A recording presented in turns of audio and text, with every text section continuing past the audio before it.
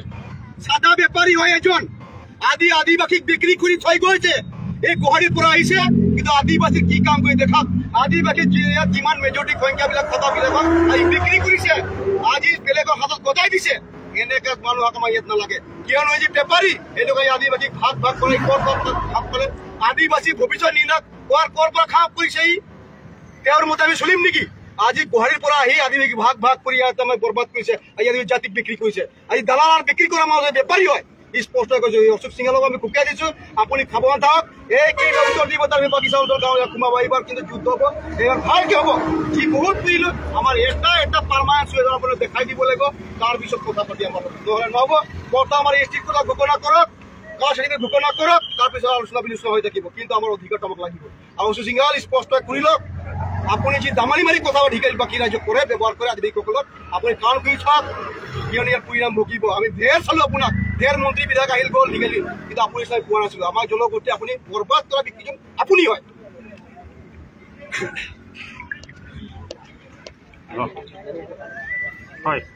হয় কদৌসম আদিবাসী ছাত্ৰ সন্থা আমি শোণিতপুৰ জিলা সমিতি তথা শোণিতপুৰ জিলা সমিতিৰ অন্তৰ্গত বিভিন্ন আঞ্চলিক সমিতিৰ সহযোগত আমি আজি প্ৰতিবাদী কাৰ্যসূচী গ্ৰহণ কৰিছো আজি ঢেকিয়াজুলিত হিমন্ত বিশ্ব শৰ্মাৰ আগমন হৈছে আৰু এই আগমনৰ ক্ষেত্ৰত আগতে আমি প্ৰতিবাদী কাৰ্যসূচী ৰাখিছো আমাৰ এটা স্পষ্ট দাবী আমাৰ যি 7 দফীয়া দাবী আছে এই 7 দফীয়া যি আমাৰ প্ৰশ্ন আছে আদিবাসী ছাত্ৰ সন্থাৰ সেই প্ৰশ্নৰ উত্তৰ বিজেপি চৰকাৰে আমাক দিয়ক আৰু যেতিয়ালৈকে আমাৰ প্ৰশ্নৰ উত্তৰ নিদিব যেতিয়ালৈকে আমাৰ দাবী পূৰণ নকৰিব তেতিয়ালৈকে আমাৰ জনজাতিকৰণ তথা মাটি পাট্টা তথা চাহ শ্ৰমিক দৈনিকৰ মজুৰিলৈ আমাৰ এই আন্দোলন বাহাল থাকিব আৰু এটা কথা স্পষ্ট যে বিজেপি চৰকাৰ অকল আমাৰ লগত আলোচনাহে বহে যেনেকৈ কোৰ্টত তাৰিখৰ পৰা তাৰিখ যেনেকৈ চলে ঠিক তেনেকৈ বিজেপি চৰকাৰ আদিবাসী ছাত্ৰ সন্থাৰ লগত অকল আলোচনা বহি অকল টুপ দিয়ে আমাক যে অমুক কাম হৈ যাব তমুক কাম হৈ যাব আলোচনাৰ ওপৰত আলোচনা এইবাৰ এটা স্পষ্ট কথা আদিবাসী ছাত্ৰ সন্থা এইবাৰ আপোনাৰ লগত আলোচনা নবহে বিজেপি চৰকাৰ শুনি লওক আপোনালোকে আলোচনা নবহাকে ইমান দিন আমি আলোচনা কৰিলো এই আলোচনা বহা কামবিলাক আপোনালোকে ক্লিয়াৰ কৰি লওক আপোনালোকে যিমান আলোচনা বহিছে আপোনালোকে চাই লওক আদিবাসী ছাত্ৰ সন্থাৰ লগত কিমান আলোচনা বহিছে আৰু এই আলোচনাবিলাকৰ হিচাপ আমাক লাগিব এই আলোচনাবিলাক আপোনালোকে ক্লিয়াৰ কৰি লওক তাৰপিছত আমাৰ লগত আলোচনাৰ কথা আপোনালোকে ক'ব আৰু দ্বিতীয় কথা আজি আমাৰ ঢেকিয়াজুলি মাননীয় বিধায়ক তথা মন্ত্ৰী মহোদয় অশোক সিংহাল ডাঙৰীয়া আপুনি পাহৰি গৈছে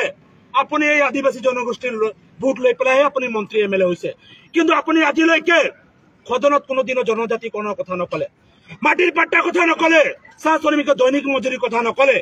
এই আদিবাসী জনগোষ্ঠীক গোটাই অসমত আজি অত্যাচাৰ চলোৱা হৈছে আজি যদি আমি সীমান্ত অঞ্চলত যায় আজি উৰিয়াম ঘাটত যদি যায় আদিবাসীৰ ওপৰত অত্যাচাৰ কৰিছে কোকৰাঝাৰত যদি যায় আদিবাসীৰ ওপৰত অত্যাচাৰ কৰে আপোনালোকে আদিবাসী ডেভেলপমেণ্ট কাউন্সিল বনালে একো ভাওনা আজি আদিবাসী শান্তি চুক্তিৰ নামত আমাৰ যিবিলাক আদিবাসী